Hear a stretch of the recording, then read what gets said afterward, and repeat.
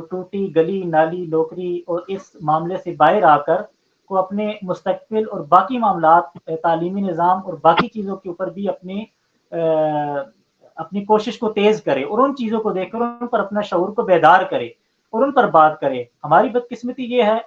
कि जैसे कोई भी हम पर हुक्मरान मुसल्लत किए जाते हैं, तो उनके पास अगर 5 साल हैं, तो 5 सालों में दिनों को डिवाइड कर दिया जाता है कि 1 साल में 365 दिन हैं, तो 5 सालों में ये इतने दिन बन रहे हैं। तो इन 5 सालों में हमने इन दिनों को कैसे गुज़ारना है कि 10 दिन इस इश्यू पर गुज़रेंगे,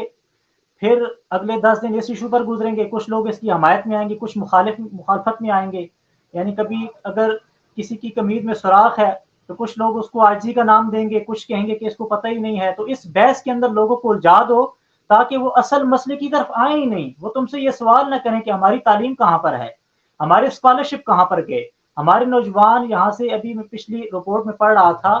कि 7 लाख के करीब लोग पाकिस्तान से निकलकर बाहर रवाना हो चुके हैं। तो वो क्यों चले गए हैं बाहर, अगर उनको तालीम भी मिल रही है और स्कॉलरशिप भी मिल रहा है, जबकि पाकिस्तान के अंदर अगरचे स्कॉलरशिप उसी तरह बहुत कम है, क्योंकि तालीम का जो बजट है हमारा, उसके अंदर बजट का इंतहाई कम हिस्सा तालीम को दिया जाता है और स्कॉलरशिप की तरफ और तालीमी निज़ाम के अंदर हमारा बजट सर्फ नहीं होता और ना हुक्मरानों की वहाँ पर कोशिश होती है। तो उसका हल उन्होंने ये निकाला कि हमने ये काम तो करना नहीं है, अवाम को गैर ज़रूरी मसाइल के अंदर लगा दो। खंबा गिरा हुआ था, नहीं ये गिरा हुआ नहीं था, ये खुद गिर गया। और टूटी के अंदर लगा दो, गली के अंदर, नाली के अंदर, वो गैर ज़रूरी मसाइल के अंदर लगा दो, ताकि वो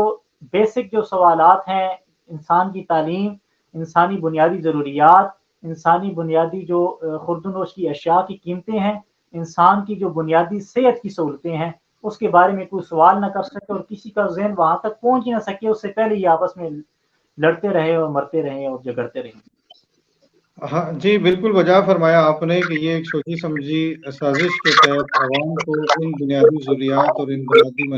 मसाइल से ही बाहर निकलने नहीं दिया जा रहा। और आपने इंतहाई एहसन अंदाज में ज़ख़ीरा अंदोज़ी के खिलाफ